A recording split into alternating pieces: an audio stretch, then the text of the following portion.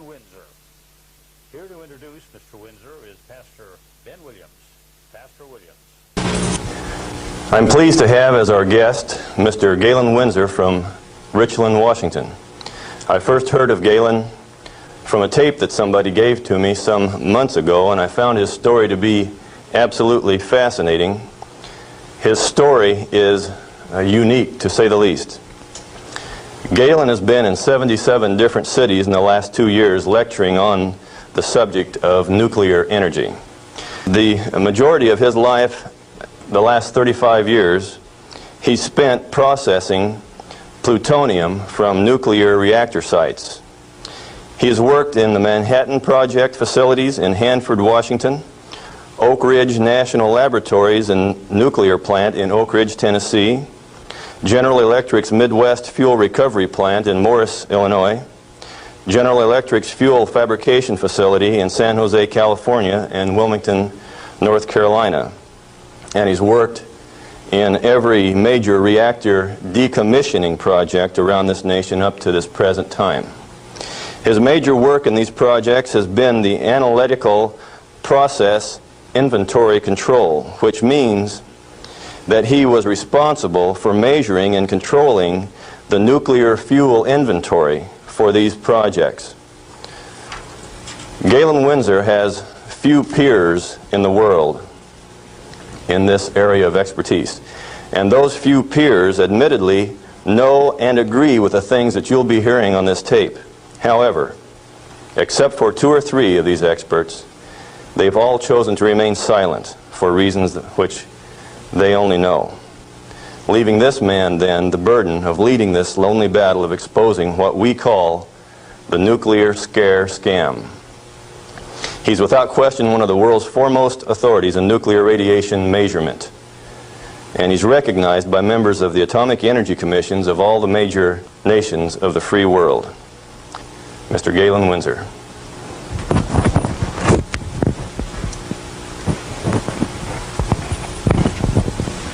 God bless you. Thank you, Ben.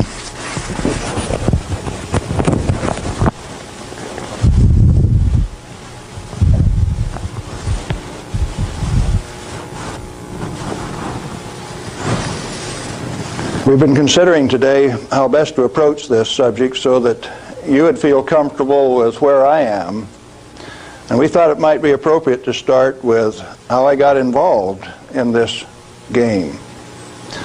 Now, in 1945, I was a Navy radioman out in the Pacific on a destroyer aimed for Japan. We had a one-way ticket.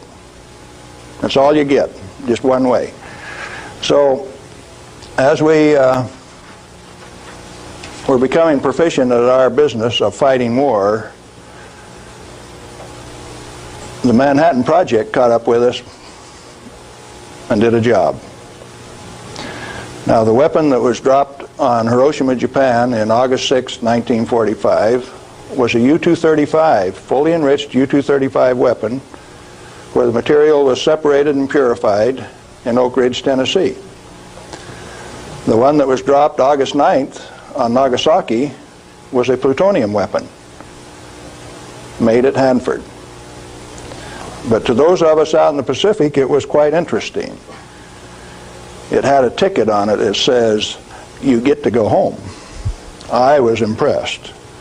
Now, I was stuck out on Guam after the hostilities quit and was running a radio broadcast that communicated with 4,500 ships west of Pearl Harbor. Quite a few to listen to every dot and dash that I made. So I was used to having people listen to me. They couldn't see me, but they could sure hear me.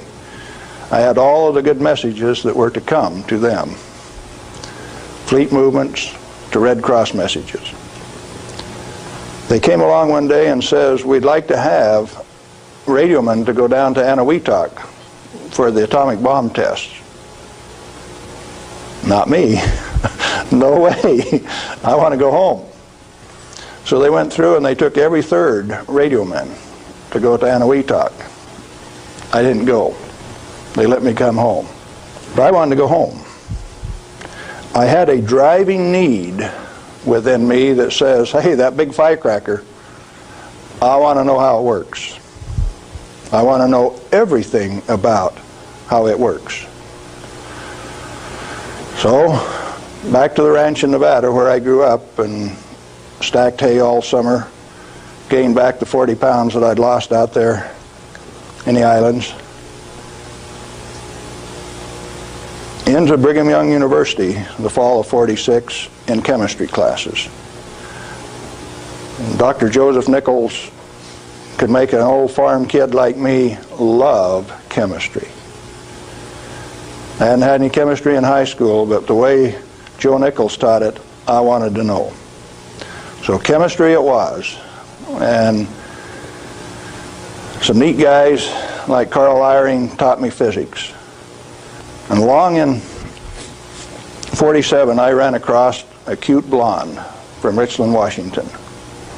Now this girl had been telephone operator for General Leslie Groves and Dr. Enrico Fermi on the Manhattan Project.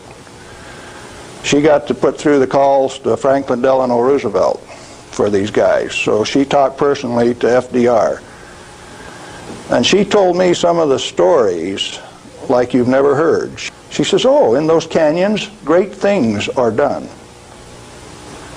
This cowboy from Nevada couldn't even imagine what she was talking about. Well, in 1947, after we were married, let's see, I ran until she caught me. But I wasn't going to get married anyway. I wanted to get my education. I had to get on with this thing. And so we went to Richland, Washington for the first time in September of 1947. I saw that those buildings she was talking about were there. 1,000 feet long, 11 stories high, 5 of them below ground. Tremendous things. And people all over. Camp Hanford in those days was a whole army camp just there to secure that place, to provide security. Thousands of soldiers. You move around out in the desert and up out of a foxhole would pop a soldier with a gun in his hand.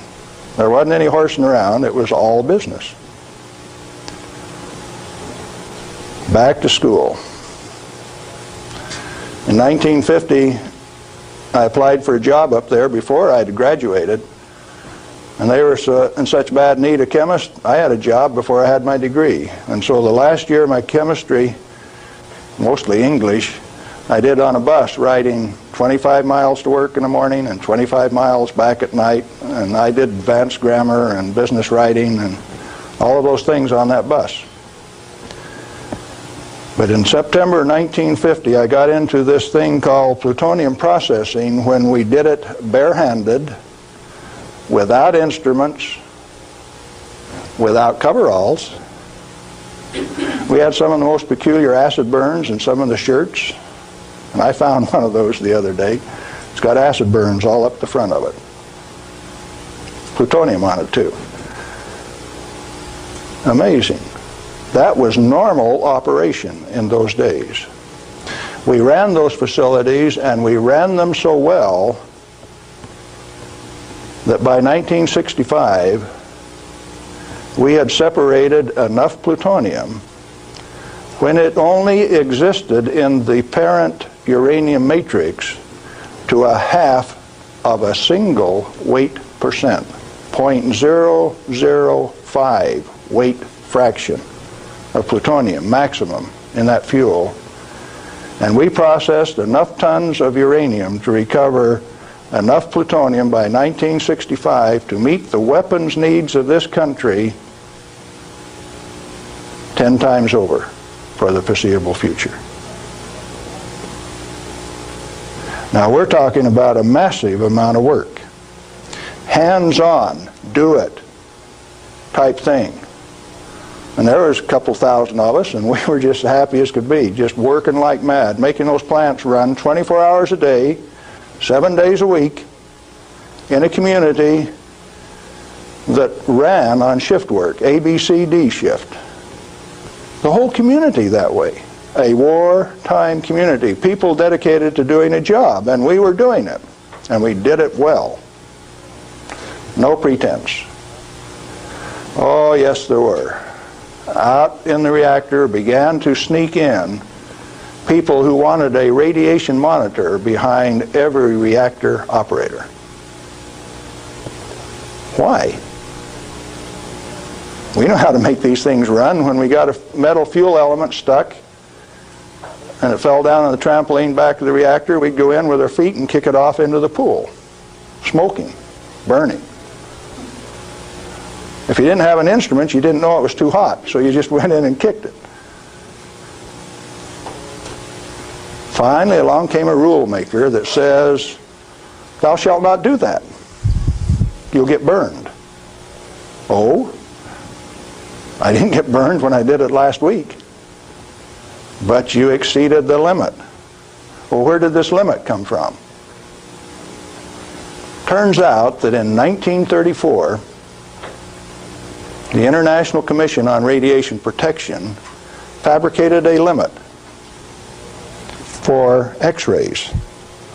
It was no longer permissible to be burned by them, erythema, reddening of the skin. You now had to keep a limit called 0.2 of an hour per day. How much is that? Well, you've got to have one of these Beckman instruments to read it, and you have to keep time of exposure. You know, there are 4 requirements on this thing: the size of the source, therefore the strength of the source, the distance from the source, the time of exposure, and the intervening shielding to keep from getting burned. Oh, fine. We've been doing this thing for years now, and we've never been burned. Why have we got these rules? And they says, yours is not to ask questions, yours is to do and die. Don't you ask questions. If you do, you might disappear. Those who broke the rules didn't appear the next day. Military rule? Oh yes. Absolute. What was your appeal? And people you were working with one day, when they weren't there the next day, you didn't go inquire why. You were just grateful you still had your work to do, and you kept right on doing it. Now this is in the United States of America. Well, in 1960, we found out that the materials that we were working with, the thing that we called high-level waste, that if you waited 3 years, these million-gallon tanks that high-level waste went into boiled off 15,000 gallons of water a day. Fairly hot? Oh yes. This material, that if it ever broke a line, would seal itself off in the ground within a foot, make its own glass. It wasn't going to go anyplace. We did that a time or two, accidentally of course. And so we started packaging this cesium-137 in casts in railroad cars like that and shipping it to Oak Ridge, Tennessee. And they'd take it out and make it into a barium titanate and press it into a pellet, and those things were so hot that they actually glowed in the dark from the infrared heat. Now, thermo-ionic conversions came along at this time, so you hooked these little heat sources up to thermionic converters and you took electricity out this side. No moving parts.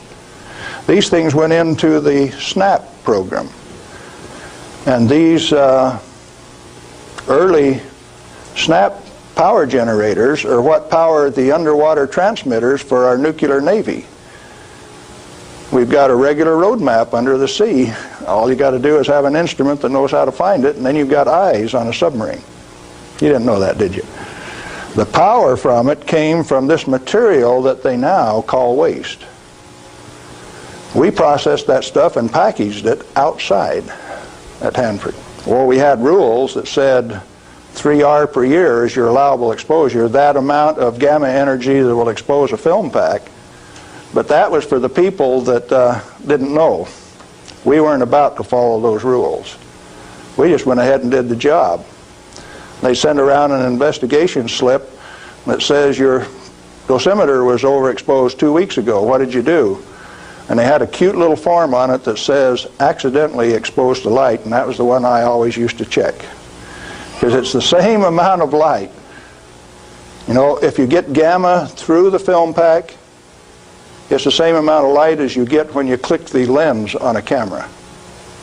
They wanted to limit us to that, and one day we looked up, and they had limited us to that amount of exposure. Then the fun part of the game begins. You say, who limited us to that? Are they powerful? Yeah, they control the purse strings. They live by the golden rule. Them that's got the gold makes the rules. If you like your work, you keep the rules. If you don't keep the rules, you disappear. Sure enough, some of us disappeared. Some of my friends gone. Where'd they go? I don't know. Well, 2 years ago, I started traveling for American Opinion Speakers Bureau, and one of the documents that they had was Major Jordan's diary. A story of shipping the technology and the material that was developed at Hanford in 1944 directly to Russia on U.S. Air Force planes out through Great Falls, Montana, Fairbanks, Alaska, under the auspices of one Harry Hopkins, and with the at least tacit approval of Franklin Delano Roosevelt. Now what are you going to do? That thing that we had been doing and feeling so good about had been shared at no expense with Russia. You go back and you check the record and you find Russia did not develop their own nuclear atomic weapon until 1949, even when we supplied them the material and the knowledge. 4 years after we touched them off at Hiroshima and Nagasaki. We weren't happy with that. We were just happy doing our job. Well, in 1965, General Electric was ready to leave Hanford. I'd worked for General Electric for that 15 years, and they took me out to California, San Jose, and we had in mind to design and build this nuclear fuel reprocessing plant at Morris, Illinois. They told me they were going to build it at San Luis Obispo. That's how they got me away from Hanford. But that was just to get me away from Hanford. I got to design the sampling analytical system for this plant. The sample cell was the hydraulic heart of this place. I got to dictate where they put the columns, how high the columns were in relation to my sample cell. One man standing in front of a lead glass window could sample any liquid stream in that whole plant. It took crews of men at Hanford to do the same thing. I wasn't happy with that, so I built an efficient system. I got to design that. I got to build it. Conceptual design, detailed design, build it, operationally test it. And in 1973, they says, forget it, friends, you don't get to run it. We had 170 tons, metric tons of spent fuel stored in the basin. And the then President of the United States, do you remember who it was? Jerry Ford. Says, friends, no way, you don't get to run it. That's when I started to kick over the traces. Up to that point of time, I thoroughly enjoyed my work. I had no limitations, practical limitations. I had all the money to spend. I was in charge of the design effort. I built it the way that I wanted to because it was technically correct. All I had to do was check with engineers and make sure that it was right. And all of a sudden I was told, you must reduce your limits of exposure by a factor of 10. I says, I won't do it. First thing you know, you got the word that says, oh, yes, you will. And I says, no way. Well, that's when the rebel, Galen Winsor, started to show up. And when I found out that by management conference I couldn't get to these guys, I figured out another way. Now, in this plant is a beautiful pool. It's got A place to store spent fuel bundles till it won't stop. 660,000 gallons of water, demineralized, just as clear and pretty as it can be.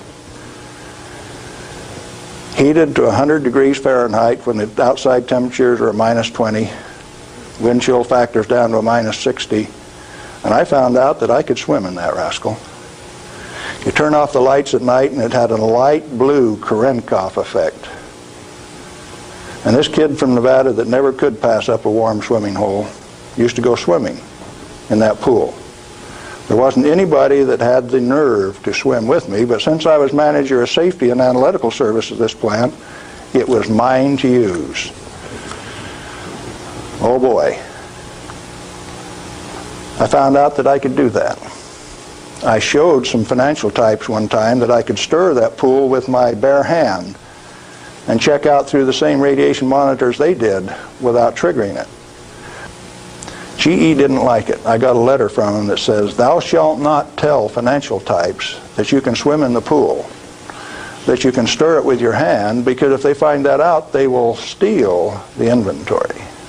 They will know that the inventory can be stolen." Oh, is that a valuable inventory?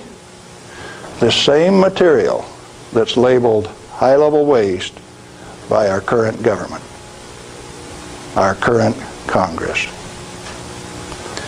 Now, plutonium is an interesting chemical element. It is created in a nuclear reactor. The Manhattan Project built 8 of these reactors at Hanford. The first one took 12 months from sagebrush to nuclear steam to build, and it had never been done in that size before. How could they do that? Why did they do it? To create this element called plutonium. Plutonium has been assessed as being the most hazardous material on Earth.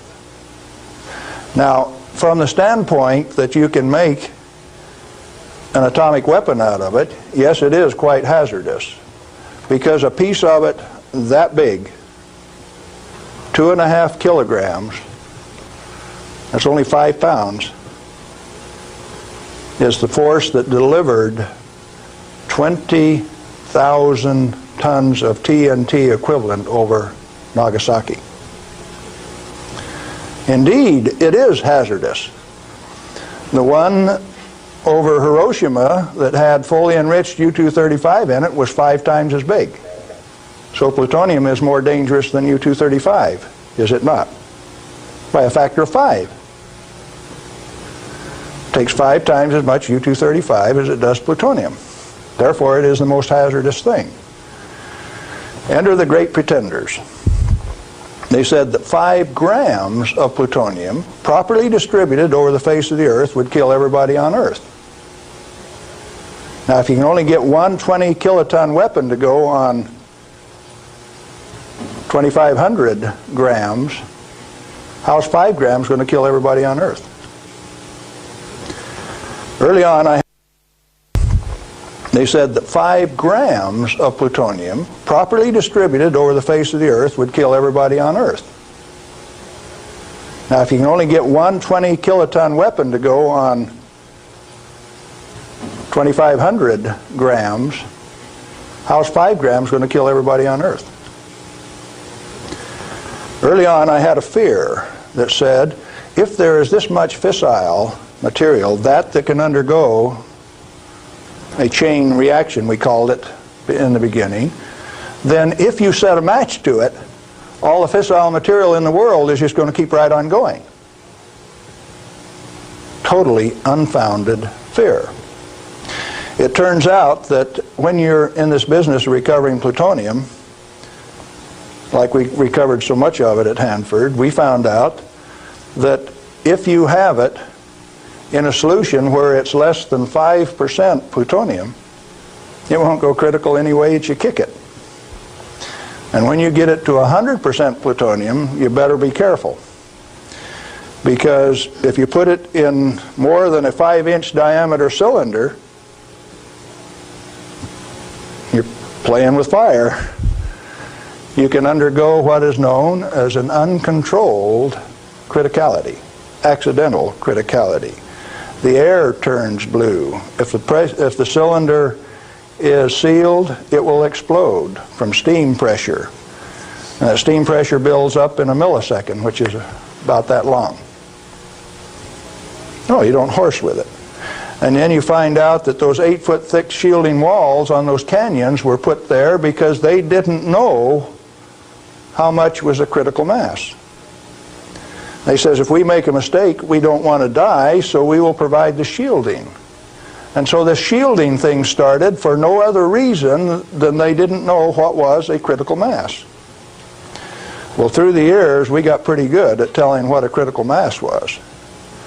And I have worked in a plant where I had half a critical mass in this hand, barehanded, dressed in street clothes, half in this hand, wearing a lab coat, and I'd put this half in a pocket on this side and this half in a pocket on this side and walk down the hall. If those two ever got together, there would be a blue flash. They never got together because I was in between them. And we do that every day.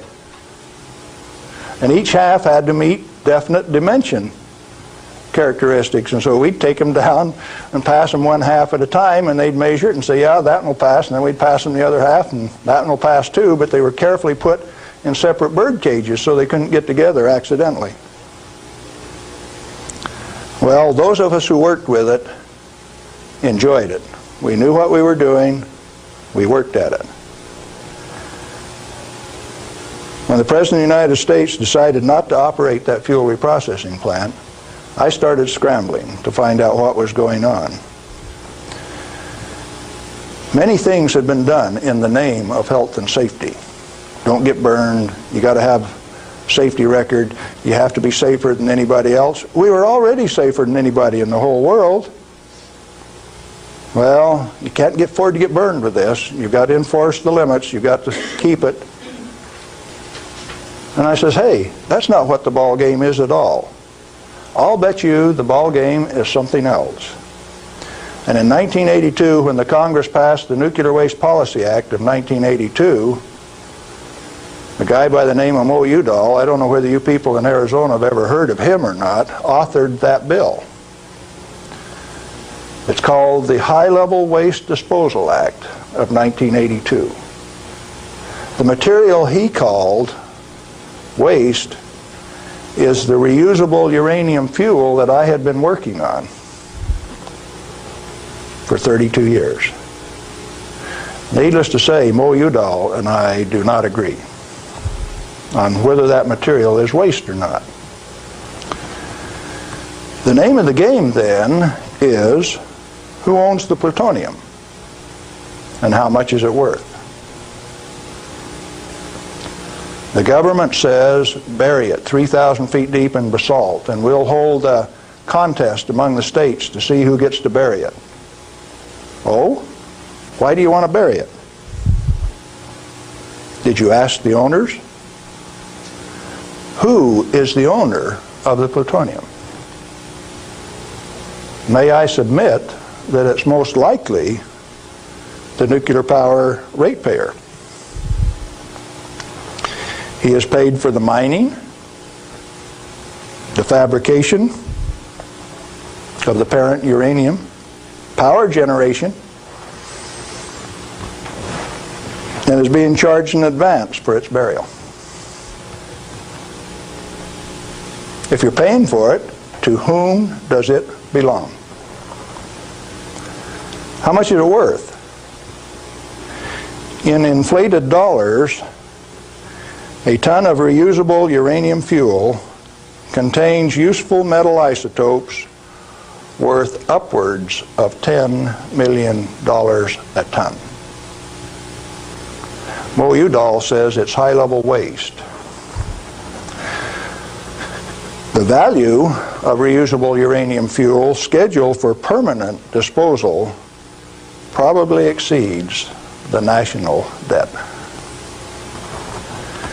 Naturally occurring plutonium quantities And you know, plutonium does occur naturally. Plutonium-244 is found at the residual activities of the several, 8 at least, Oklo phenomenon reactors across the world. First one found at Gabon, Africa. Naturally occurring plutonium quantities have been enhanced by transmutation of uranium. That's the reason we built reactors in the first place. Our ability to detect and measure emissions from these elements is useful in inventory control. When fissile elements, fissile isotopes, are present at less than 5 weight percent, plutonium-239 equivalent, and the heavy metal oxide matrix is stored dry in air, it has no critical mass. Remember we talked about shielding was because they didn't know what a critical mass was? If it is light water reactor fuel at less than 5% equivalent fissile content, you can handle it, you can do anything you want with it, you can stack it up, you can have a room full, you can have a handful. As long as you keep it dry, it will not sustain a chain reaction. What then is all this falderall about a little bit, 5 grams will kill everybody in the world? They don't know what they're talking about. And when they say that, they're thumbing their nose at measurement experts like Galen Winsor. I am insulted when they say those things and get away with it, because it has no bearing on the truth. It cannot be mishandled. It will not expose any person to an unshielded nuclear reaction. In other words, no controls are necessary except to prevent the pilferage of the inventory. Have you got that one? Let it register. Do you need governmental rules and regulations and instructions? No way. Then why do we have all of those rules? Inventory control practices capitalized on the fear of undereducated masses who work in the industry. I didn't say anything about ordinary people now. I'm talking about the people who have worked in the industry and those who cast stones from without. The Ralph Naders, the Jane Fondas.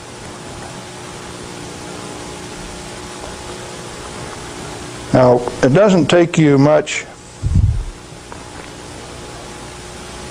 thinking to find out that maybe the industry is the source of the problem. The industry is the one that made up the committees, that made the rules, that the Congress enforced. You ever thought of it that way? The strangest kind of feather bedding that's ever been dreamed up, it makes the railroad engineers look like pikers. The only amounts of fissile process materials that are of health concern to the handlers are those that can accidentally cause an unshielded nuclear chain reaction, or that will cause erythema from the shortest wavelength, highest frequency, and therefore the most easily shielded ultraviolet light emissions of the electromagnetic spectrum. Big words. Let's see what they mean.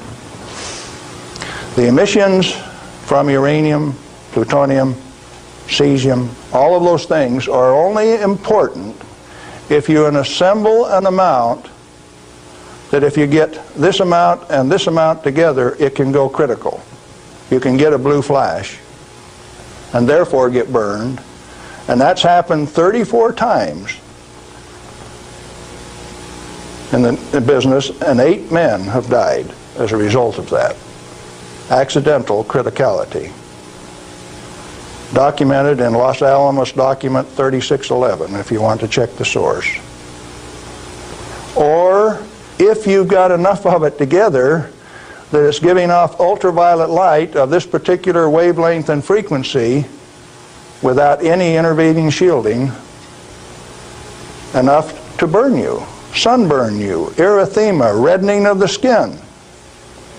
If it's less than that, if the effect is less than that, then what is the problem? Excessive government regulation. That's what's the problem. Tritium. Heavy water. Deuterium is hydrogen 2. Tritium is hydrogen 3. If you let an inventory get away from you, what's going to happen to it out in the biosphere? Nothing other than it will become diluted and join the naturally occurring inventory of tritium, because tritium is created in the upper atmosphere by sunlight. We have a natural inventory of tritium. Then the only thing that happens when you release tritium, which is the trigger mechanism for bombs, it's the source of the push that makes it go, is that you lost a valuable inventory. Then what of these people that are pretending that a little bit of tritium is going to do you in? It is not so. What are those 2 points?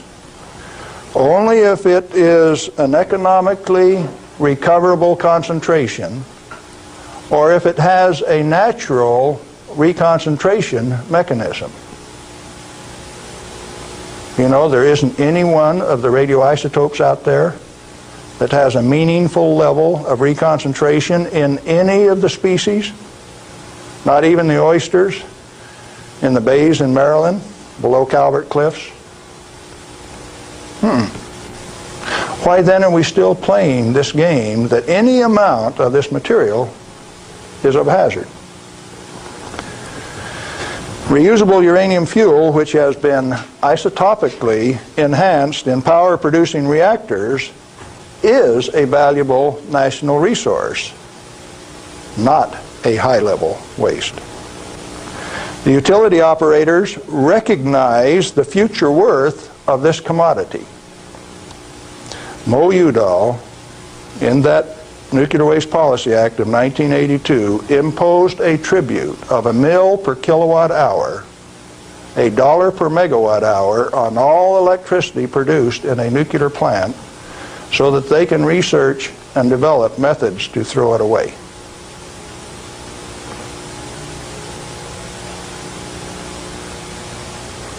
Why do the utilities willingly pay this amount to the Secretary of Energy? To limit their liability exposure. Who pays that amount anyway?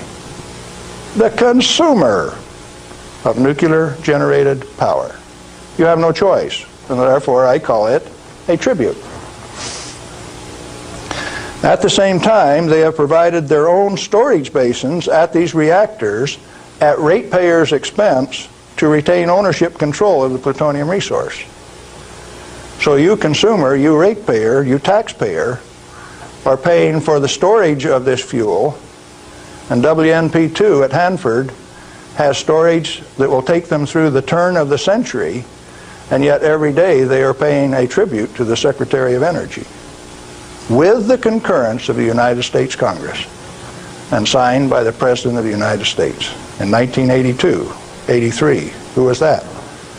Ronald Reagan. They have provided those storage basins at ratepayer expense to retain ownership control of the plutonium resource. I started playing a game one day, 7 years ago. I says, okay, Portland General Electric, you've got the Trojan reactor, you've got a storage basin problem, I'm going to make you an offer. I made them an offer that says, I will take all of your spent fuel, FOB your basin, if you will give it to me. In other words, I will take it off your hands at no expense to you. I will ship it, I will store it, I will do everything that needs to be done to that fuel. And you know what they told me? Can I quote them? "Go to hell, Galen Winsor. We value it more valuable than platinum or gold. We're going to play the plutonium futures ourselves." Now, where did I learn that the name of the game is who owns the plutonium and how much is it worth? The first plutonium I saw was in a glass tube on the newsreel when I got back from the Pacific in 1946. And that they had in a glass test tube, they said, was worth $500,000. Certainly they had less than 5 grams of plutonium in that tube. That's pretty expensive stuff. And so for the show, they put a pot underneath it in case they dropped it. They said, we don't want to have to pick it up out of the rug.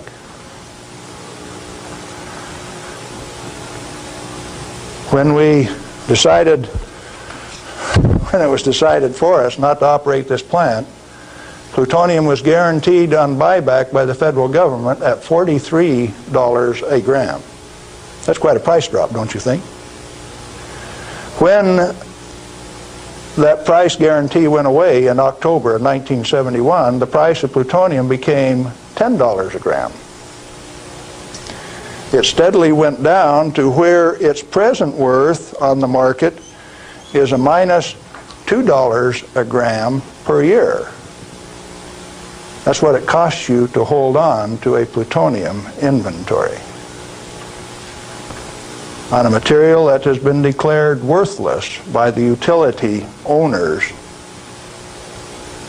and rubber stamped by the Congress of the United States, and they're spending billions of dollars digging a hole in ordinary rock so that they can throw it away, dispose of it.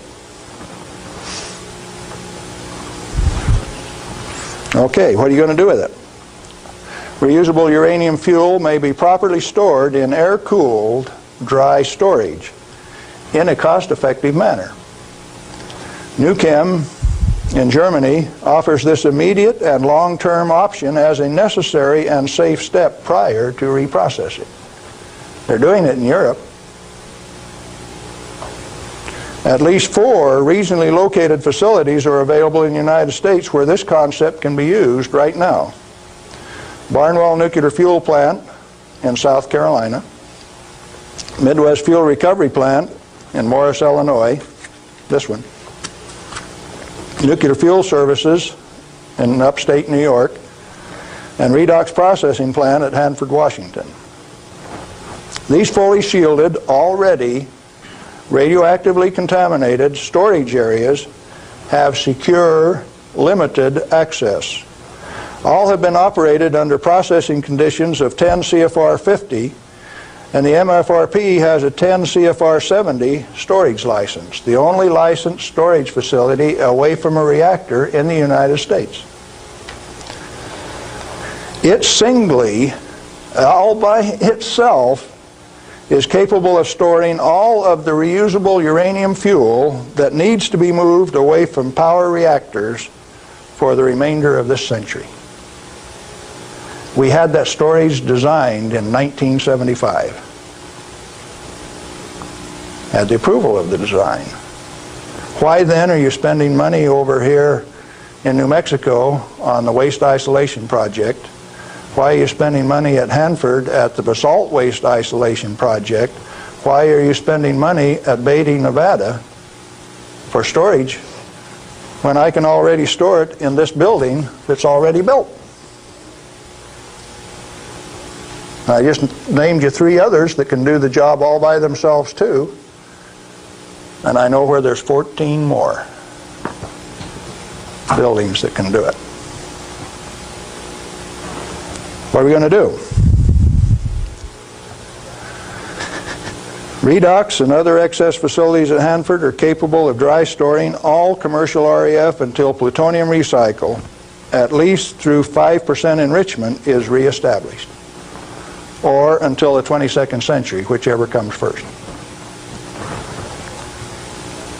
RUF can be cost-effectively stored in existing facilities. Where does Mo Udall came off then, saying that you cannot use this plant for its intended purpose unless it is owned by the United States government. He has said that. The waste isolation projects are politically mandated wasting of national energy and construction resources. Plutonium proliferation by diversion of stored reusable uranium fuel is of minor importance compared to global availability of fully enriched uranium by laser isotopic separation. Let me explain that last thing that I said. Jimmy Carter said you can't ship plutonium to India, but in the same paragraph said you may ship them fully enriched uranium. Oh, Jimmy Carter, that peanut brain, what did he just say? He says that when the Israelis took out the reactor in Iraq, they had fully enriched uranium from France, and they says those rascals, those Iraqis, are going to take that fully enriched uranium, put it in that reactor, irradiate it to plutonium, and therefore have to recover the plutonium in a plant like this, and we stopped them when the fully enriched uranium makes a better weapon than the plutonium in the first place. Now, when the President of the United States says things like that, and when the press gives it credibility, I get insulted. And right after I get insulted, I get angry. And I've been angry for quite a while now. And finally, one day, I said, my own personal security is not important. I think I'll go tell this tale. All I want is to tell my story. The commodity that I communicate is called truth. And so then I ask you a question, a very brief, pointed question. Who owns the plutonium and how much is it worth? And then I'm going to attach on to that a question I want you to think about till we talk again. If you haven't been burned by this particular source of radiation, what is your problem? You obviously have one. Otherwise, and how much is it worth? And then I'm going to attach on to that a question I want you to think about till we talk again. If you haven't been burned by this particular source of radiation, what is your problem? You obviously have one. Otherwise, you would join with me in telling the truth about this particular commodity. And so yes, I'm recruiting helpers. What happened to the guys who taught me the business? Thousands of them. The hands-on business. Where are they? They're still there. Why don't they talk? Who are the they that say this is the way the business is going to be run, whether it makes sense or not? Brings you the nuclear scare scam with Galen Winsor. We're back with Galen Winsor, and we're talking about the nuclear scare scam. Galen, it seems to me that from what I've heard you say that the scaring of the people is better than a lock and key to keep this stuff out of the hands of those who might be interested in investigating and keeping this valuable material hidden for just an elite few. This is probably the way that it works best. And so then the secret was to keep from letting other people know that it could be handled, because first of all, we weren't accepted by the community, and the materials that we were working with, they feared. But there were certain few people that realized its real worth, its potential to be used in ways other than to support our national defense. Let me ask you a question, Galen. Are you worried about do you have reason to be worried about your personal safety? Because the kind of people that you're describing here are powerful people. I wonder, you're still around, I wonder how much longer we can expect you to be in this game. Well, on the 13th of December last year, the NRC, Nuclear Regulatory Commission, Region 5, turned out a federal SWAT team to get me on a federal warrant issued by Bob Thomas out of Walnut Creek, California.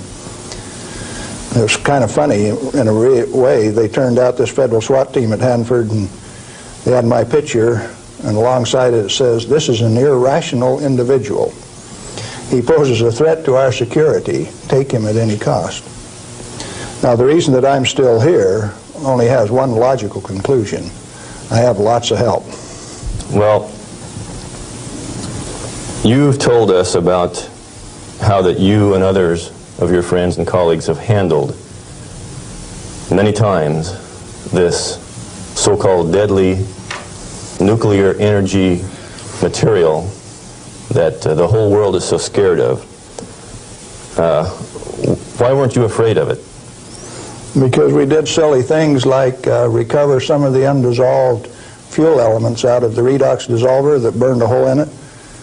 And we went in and sampled these things by remote process.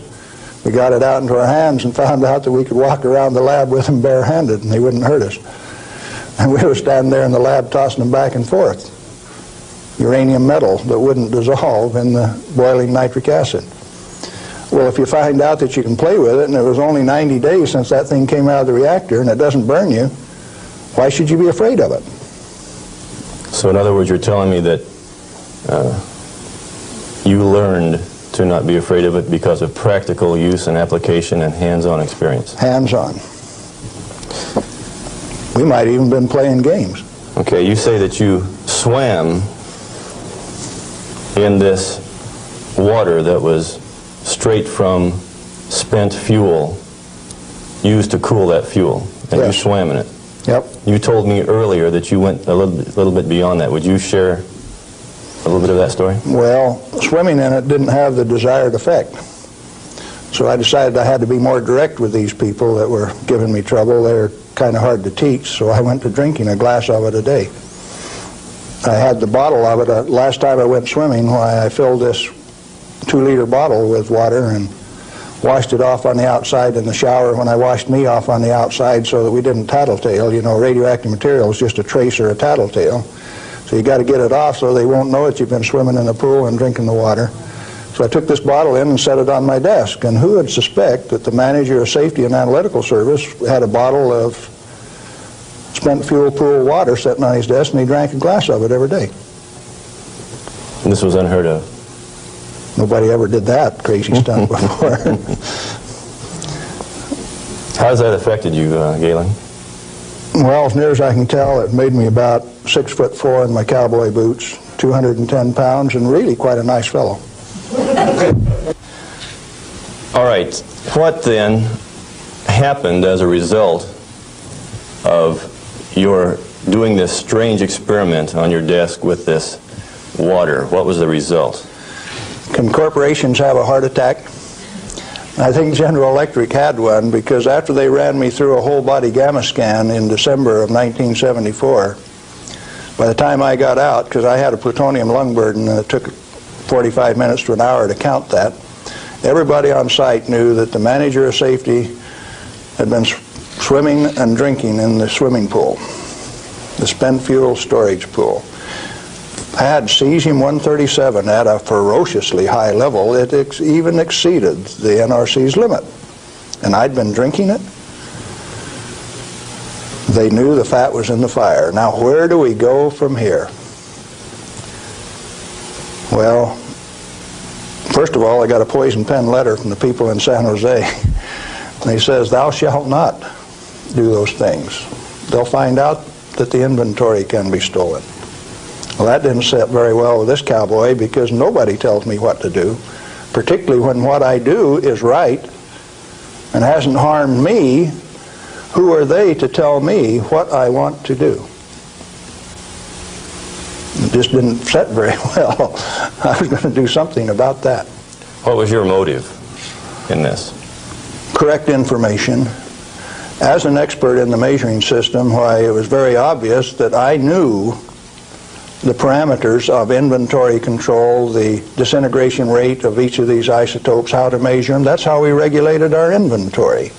And to have these rascals come along and start playing games with the information that I was very expert in, that I had designed the analytical system for this plant around, disturbed me a little bit. No, it made me fighting mad, and I got angry. And I have to admit, in retrospect, that for the next 5, 6 years, I was more than angry. I was hard to live with. Just ask my wife. Well, in your estimation, then, how dangerous is a nuclear reactor plant? A nuclear reactor plant is just a way to boil water that's the cleanest, neatest, most economical way to boil water that you've ever seen. And so, in my estimation, nuclear reactors ought to be insured under the same insurance policy as any other steam boiler plant, power generating plant. And to have special consideration under the Price-Anderson Act means that the insurance industry has already paid off the Congress so that they can have a rip-off, charging ever in higher and higher insurance premiums, total coverage much, much greater for a non-existent risk. What a racket. Can a nuclear plant explode? Only like any other steam plant. Like Laughlin, Nevada had a steam explosion. It's a coal-fired plant, but 6 men were killed there last year. That could happen at a nuclear plant, but as far as an atomic explosion, good heavens, no. No way. What kind of accidents can actually happen at a nuclear reactor generator plant? You could lose your moderator and the reactor would shut down, the control rods would stick in and you wouldn't be able to start it up. You might do several things that would invalidate some of the safety controls. For instance, an emergency core cooling system. The only reason they put ECCS on a reactor is to destroy it. When you start these big babies up, because they're so big, you only warm them up 50 degrees an hour. And they say, we got an emergency, throw the emergency core cooling system on like they did at 3 Mile Island 2, and you're going to thermally shock that big machine and ruin it so it can never be used again. Let's talk about 3 Mile Island. What really happened there? We've heard all kinds of stories about meltdown, and they made movies on it that this meltdown could melt right through the earth, clear through to China, and we've seen a lot of scare stories. What really happened at 3 Mile Island? Do you know what really happened there? Yes, I do. I followed that one very closely. In fact, I know the guys personally who wrote the script for China Syndrome and also wrote the script for the 3 Mile Island fiasco. Dale Breidenbaugh, Dick Hubbard, and Greg Miner, who used to work with me at General Electric, are the MBH associates that wrote that China Syndrome script. And not only that, remember that was the time China Syndrome came out, Jane Fonda starring. 14 months ahead of the TMI-2 accident, it was predicted in writing in New York State that that accident would happen 1 year from the date that that 3 Mile Island 2 reactor started up. It started up in March 1978, and it went down March 28, 1979, right on the day, 1 year anniversary. In other words, with 14 months advance notice, the industry still went along with the sham. Nothing happened there except that the owner, the operator, and the regulators conspired to turn it off. What melted? The top of the fuel rods, the third time that the core got uncovered, due to internal pressure, blew the top off some of those rods. They've got Inconel springs in them to keep the pellets, fuel pellets, from vibrating when it's running. Those things are under compression, and when they reduced the outside pressure and the fuel rods were still hot, it blew the top off some of those fuel rods. The fuel rods in TMI-2 are internally pressurized to about 1200 psi with helium gas so that they don't reverse dent when they're hot and running for 5 years. And when they drop the outside pressure, why, that internal pressure with those hot rods blew the side out of some of those rods at the top. But melting, the fuel is already an oxide ceramic. It is a pellet. It's been pressed into a ceramic. When you pick it up and feel it, it feels like metal. It's pressed so very, very tight, hard. And so, no, the fuel didn't melt. The China syndrome is a scriptwriter's fantasy. Right here, I ought to tell a story, I guess. See, I spent 3 weeks on the island in March of 1981, the 2-year anniversary of this particular, quote, accident. And Tom Hall, who stood alongside Enrico Fermi when they pulled the control rods on 100B in October 1944 at Hanford, and I were delegated to go to the island and find out what happened, and so we did. We went over all of the records and everything else, and near as we could tell from performance records, 51 thermocouples, for instance, only one of which went over 1,000 degrees Fahrenheit. The center line temperature of those rods when they're running is 4,032 degrees Fahrenheit. And so they say things like over 50% of the core was greater than 4,000 degrees. Yes, it was. If it wasn't running at 100% power. So they take that kind of information and bugger it all up so that you don't understand what's going on. They give you a little bit of it. Well, the worst joke that people could dream up, and they says, do you know what the NRC's worst nightmare is? No, I don't know what that is. Galen Winsor and Tom Hall in the TMI-2 control room for an hour by themselves. You know why people that know laugh? These crazy guys from Hanford would have started that baby up and showed that it would run. We'd have started it up, and they were afraid of us. So there was no accident at 3 Mile Island? No, they did it on purpose. Shut it out. Very interesting. Can nuclear radiation cause mutation in people and animals? If a cell gets too much radiation, it dies. And so if it is a sperm or an ovocyte, why, they die. They don't reproduce, and there are no mutations. I think the good Lord built that safety factor in. So you're saying that mutation in future generations is an unfounded fear? Yes, and the studies of the people at Hiroshima and Nagasaki have borne that out. Those people do not have that. Now, they showed the immediate effects of too much radiation. The women who were pregnant showed, the embryo showed the effects of very similar to rubella, measles. Some deformity, certainly, from that radiation insult. But that's not the kind of mutation that's going to go on to the next generation. Galen, what and where are these burial sites, and what's in them for this so-called nuclear waste? I've been hearing stories about stainless steel containers buried in concrete under the ocean, boiling for over 2,000 years. That sounds like a real story. Let me start out by saying there are no nuclear waste, only materials created in a reactor to be recovered and used beneficially. Now, high-level waste is radioactive and self-heating. And so fuel, reusable uranium fuel, fits that definition.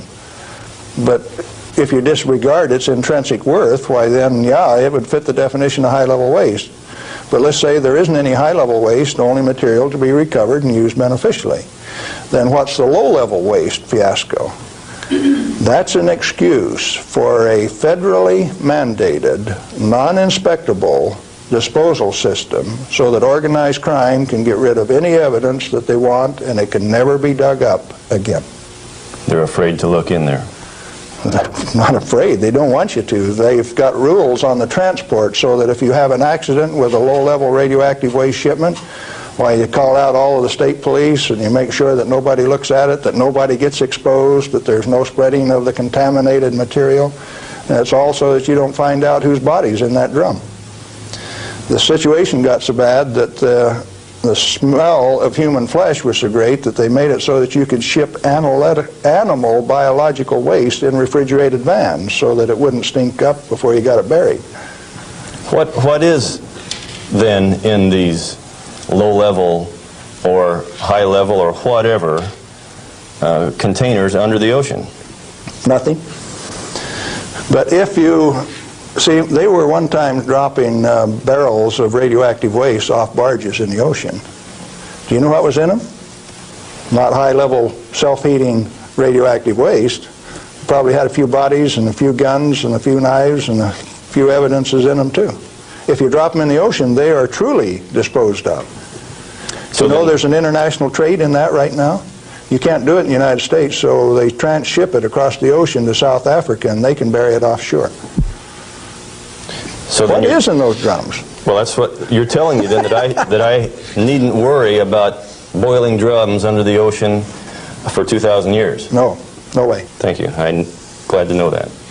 Well, one more question, Galen. What do you feel like a good portion of these men in Congress know this already? I know they do.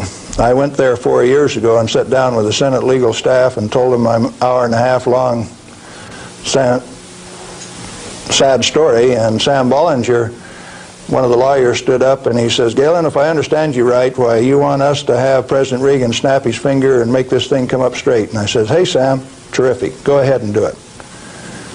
He didn't take that challenge. He says, no, I'll tell you what, Galen, industry likes it the way that it is. I said, Sam, you really know how to hurt a guy. And he says, well, if we change it, what are we going to do for an encore? Yeah, they're fully aware that this thing goes on as far up as the President of the United States. It's the way that industry wants it. The industry is its own problem then. So the question is then, what is the industry? What is the real story here? Is this an industry of nuclear energy? The industry has been ripping it off for years and years. In 1975, we knew that large nuclear reactors were dead. That large is not the way to go. The way to go is small, mass-produced nuclear reactors sitting right in the middle of town, one every 10 blocks, producing power. We haven't built a reactor right yet. It's time that we do it. Why haven't we? Because of a federal energy cartel. These guys control the amount of electricity, the availability, and the price. And they say, you do not have a choice.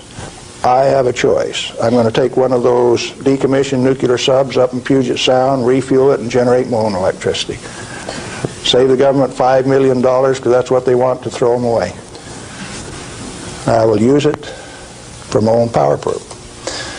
Quinn Millian up in Omak, Washington, and I are moving on that, and if one of these days I hook one of them up to Pier 91 in Seattle, don't be surprised. Well, good luck. Galen Winsor. I'm Galen Winsor, and I thought I'd share a few hands-on practical things that have to do with this nuclear scare scam. Now, you've heard that gamma energy, the kind of energy that comes off a rock like this, is the most penetrating, most damaging of all radiation. And not only that, here is uranium, the parent of radon, and they say if you can measure, detect radon in a home, then it's bad. If you exceed the EPA's limit, it's reason to run you out of your home. Spend $13,000 like they did with Stanley Watrous' house in Pennsylvania the other day to get rid of the radon, to ventilate it out through. Ridiculous. Let's take them one at a time. This is a rock that I picked up in Natarita, Colorado. 16 weight % uranium. High-grade uranium. Hot. I read a thing the other day that says they had high-grade uranium, and lo and behold, it's too hot to transport, so they had to bury it on site. Oh, wonderful. Let's talk a little bit about radiation. If we can, yeah, are we picking up? If you put the probe right there, the meter goes off scale, and you can hear it, all right? Hot. Radiation, gamma radiation is the most penetrating of all radiation. Oh, is it? All it's got between the rock and the probe is my hand. Doesn't count so pretty much, does it? What if I put the rock behind me?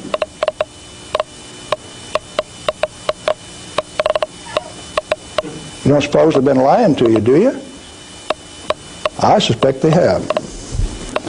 Well, let's do a little bit more. I got a black bottle.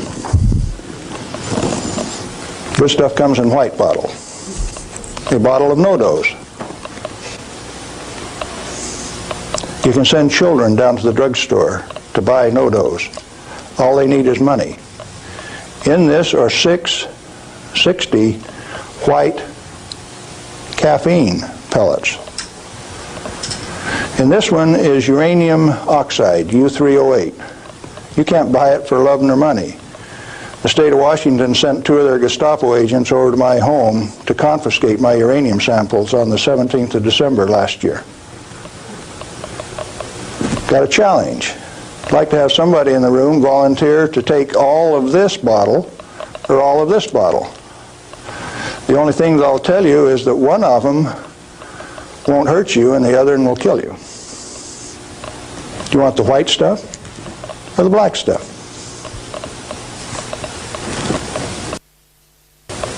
Got a challenge. I'd like to have somebody in the room volunteer to take all of this bottle or all of this bottle.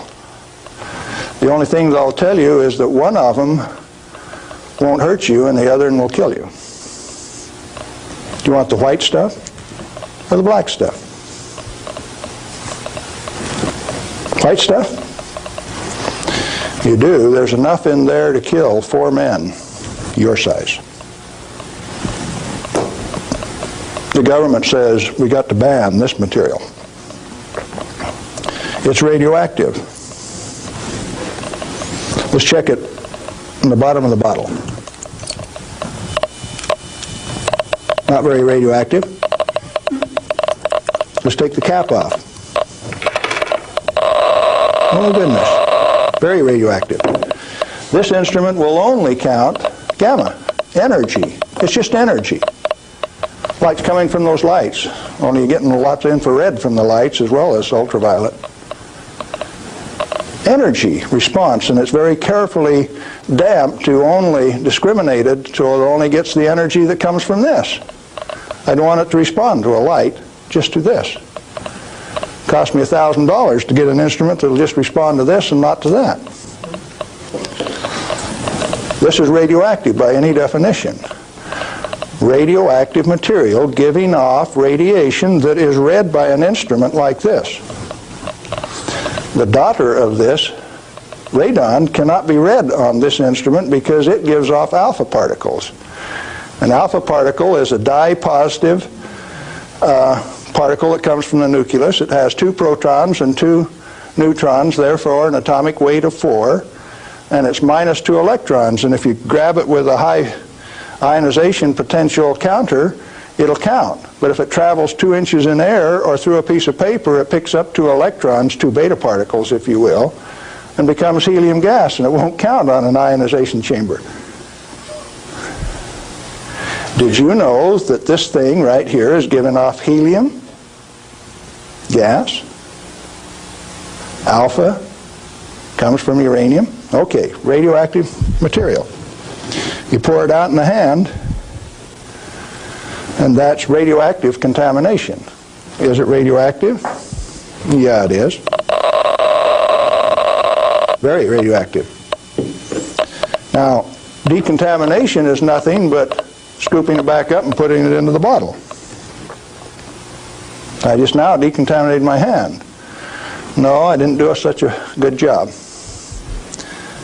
Not good at all. Is it still radioactive? Yeah, that's called residual radioactivity.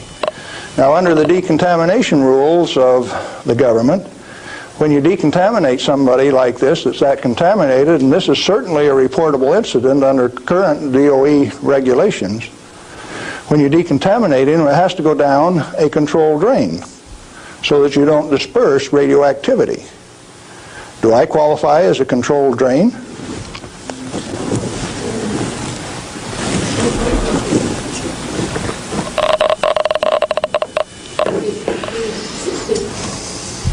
That material that I just ate is not soluble in body fluids. Like it's been this. It was fired originally at 940 degrees C, where it becomes U3O8, known in the industry as HCl insoluble. In other words, it will not dissolve in concentrated hydrochloric acid, hot. Your stomach has 10th normal hydrochloric acid in it, so it won't even dissolve. The stuff is so fine that it has no texture to it.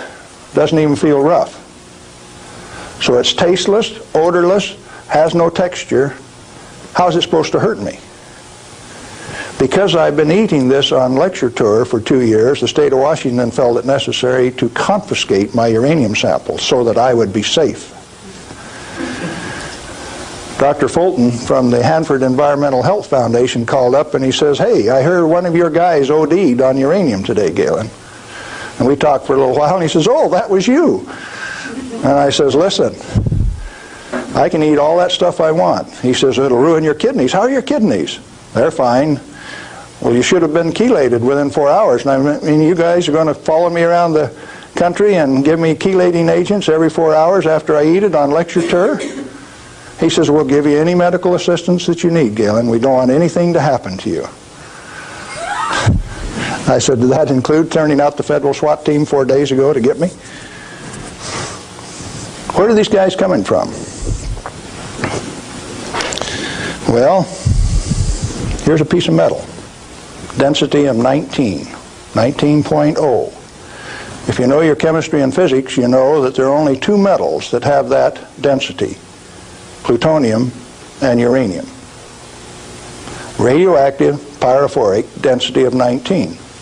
Outside of a laboratory, most of you can't tell me whether this is uranium, plutonium, or a mixture of the two. Now, I said that it's heavy, and it is. Let's see if it's radioactive. Yeah, it is. Pyrophoric, what does that mean? Pyro, fire. Black on the end. The spark that just came off there is pyro, fire, burned. If it's plutonium, I just contaminated this area of Arizona in excess of the EPA's limit for 1 square mile of surface.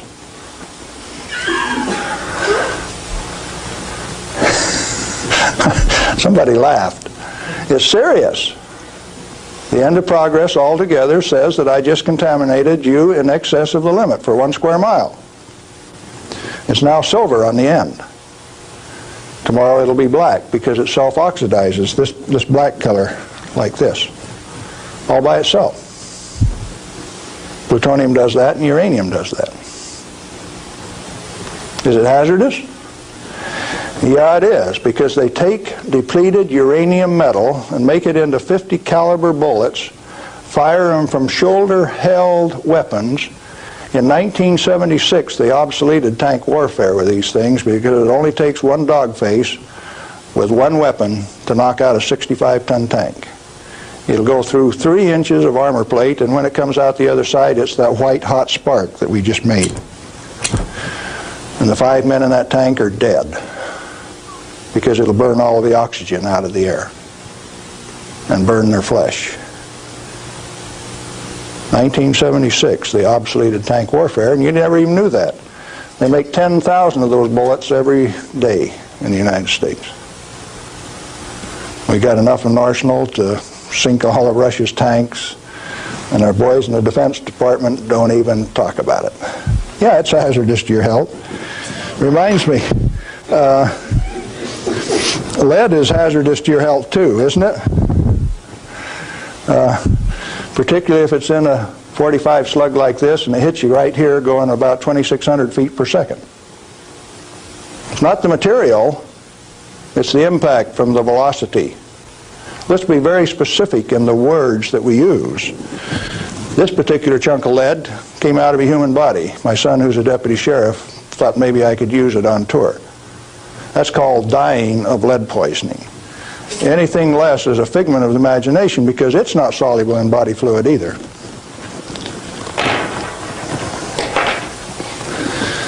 This is a pellet of cobalt-59. If you put it in a reactor into a neutron field, you can convert cobalt-59 to cobalt-60, which gives off a gamma.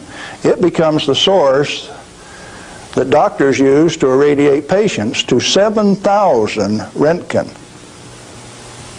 for one patient.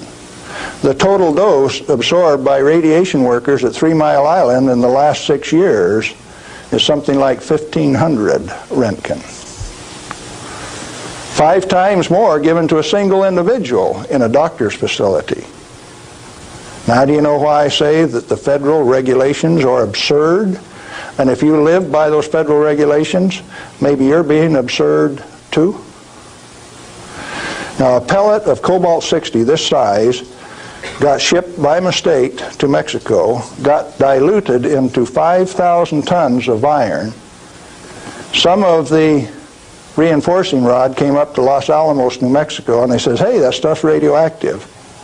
Understand that this single pellet diluted roughly a factor of 1 billion was what they were reading on a detector like this at Los Alamos. And so they pulled back table legs that were in Spokane, Washington, made out of the same batch because it was hot and radioactive and it would burn you. When the pellet itself could be held in your hand like that for a few minutes without it burning you. Now, Christ walked the earth 1 billion minutes ago. If I could stretch this pellet out into a wire and it went clear around the earth and right back here to Phoenix, 1 billionth of this amount is 1.7 inches of that wire so stretched out. Stagger your mind? It ought to. Now, let's try a little game. The EPA says that 5 picocuries per liter of air is the limit for 222 radon.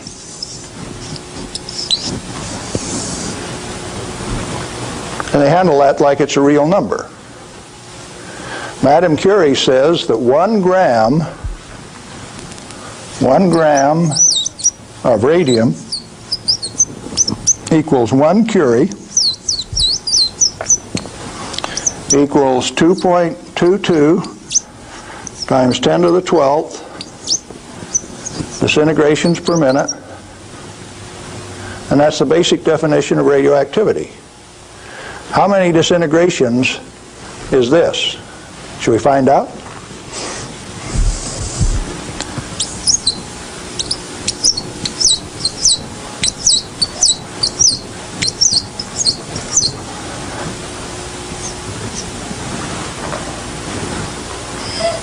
And the EPA, in its wisdom, says that 11 disintegrations per minute from 1 liter of air, you have exceeded the limit. You know what I did the other day? I've been having a little tough with some legal authorities up in my house. So I took one of these bottles of uranium like this, and I dissolved it in an Erlenmeyer flask with nitric acid. And I got a crack in the basement floor, and I squirted that whole bottle into that crack on the basement floor in acid solution so that it'll drive that counter off 3rd scale any place along a 10-foot section of that crack that I put. When they bring the radon measurement in there, can you know what the radon's going to do? It's going to go off scale in their measurement. It won't go that high.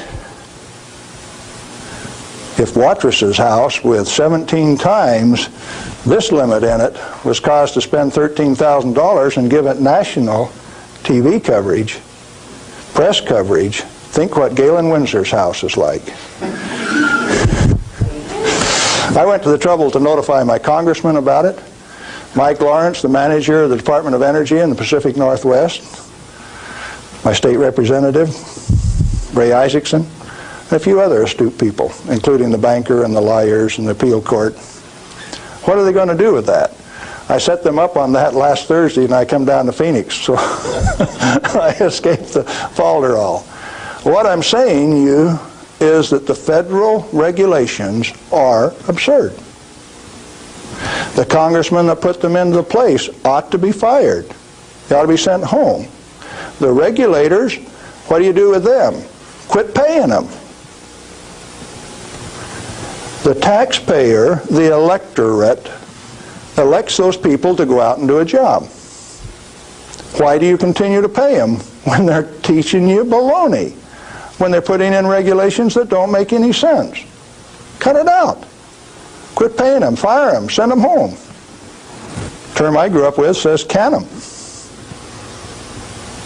Is it easy? Apparently not. You haven't got the job done. The majority of the Congress is irresponsible, amoral, atheistic, irresponsible. Let's see, how many more adjectives can I drum up? But that many. Let me tell you. We as the people sent a bunch of rascals out to the energy store with a signed blank check. And we say, hey fellows, if you run out of money, just go build us a good power plant. If you run out of money, come back and we'll give you another signed blank check and guarantee the payment out of the ratepayer's pocket. Tennessee Valley Authority has the most nuclear reactors of any outfit in the place. Not one of them has produced any power since last August. Browns Ferry 1, 2, and 3 in Mississippi hasn't produced any power since last March. And they don't plan on producing any power at Browns Ferry until mid-year in '86. At $1 million a day in lost power revenue per plant and held off in the name of health and safety? Now tell me we didn't send rascals out to the energy marketplace with a signed blank check. They're still getting paid. Those reactors are all fully fueled, fully staffed, and just sitting there. Who's getting taken? The ratepayer. You're still paying more and more for your electricity all of the time. Now, Bonneville Power Administration says that 57% availability is okay for a nuclear reactor. Maine Yankee is often run at 103% availability, which means it's running over nameplate rating. Enough days out of the year that its average availability is 100%. Bonneville Power Administration of the Department of Energy says that 57% availability is okay. That means that you can let those things set down 43% of the year, and that's judged as an acceptable performance on the part of the government. There's an obvious answer. Get the government out of the energy regulating business. Turn those plants over to people who will run them efficiently 100% of the time. When we put in zero release containment, we started playing games. About the time that we proved that a nuclear reactor has no measurable impact upon the environment, that's when they bottled them up, put catalytic recombiners on them. Some of the reactors in Texas were designed not to breathe for 8 years at great expense. Why? When you bottle up a reactor like TMI-2 does, then you get radiolytic hydrogen, and indeed they had a radiolytic hydrogen burn at TMI-2. And they moan and they groan about that, and all they had to do was open up the windows and let the breezes blow through. You don't need containment on them. I'm going up to Colorado this weekend to meet with the Uranium Producers Association.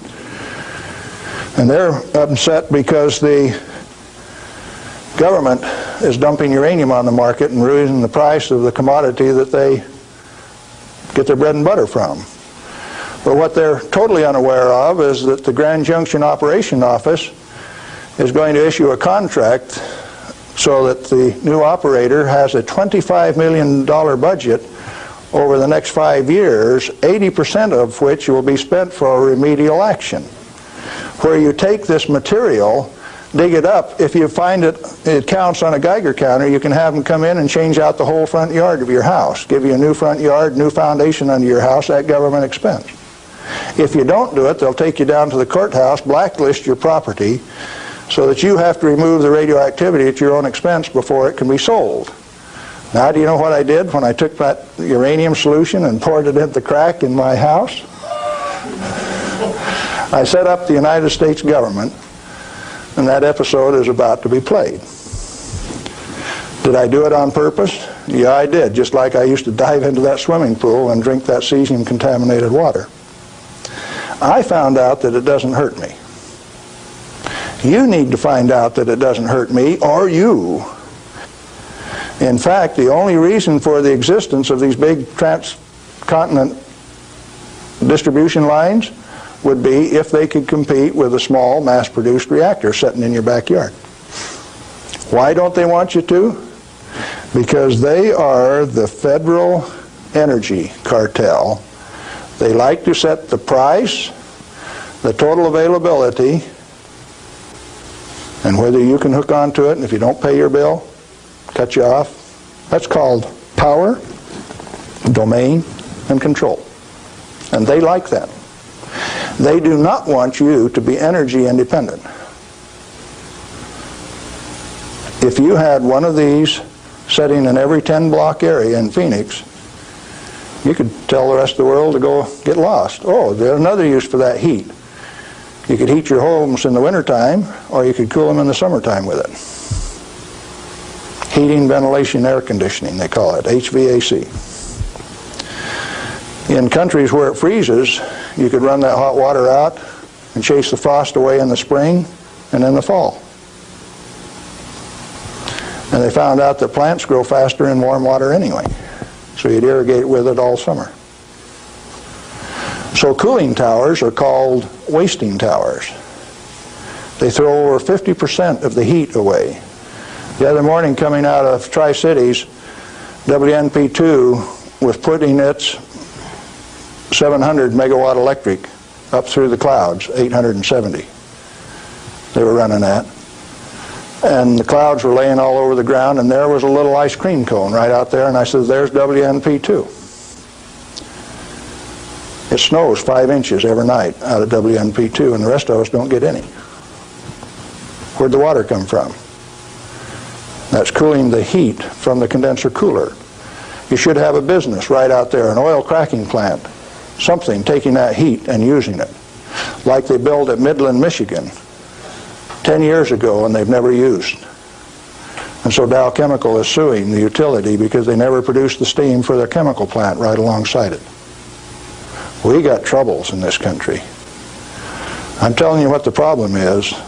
Doing something about it, responsibility is yours.